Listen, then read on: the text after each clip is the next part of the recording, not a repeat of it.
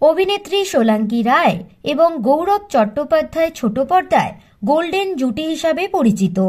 গাঁটছড়া ধারাবাহিকের হাত ধরেই এই জুটি মানুষের ভালোবাসা অর্জন করেছে।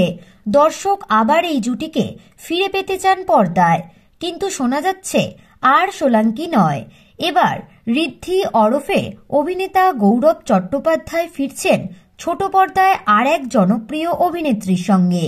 জানা যাচ্ছে নতুন ধারাবাহিকে গৌরবের বিপরীতে নায়িকা হিসাবে অফার গিয়েছে অভিনেত্রী সন্দীপ্তা সেনের কাছে।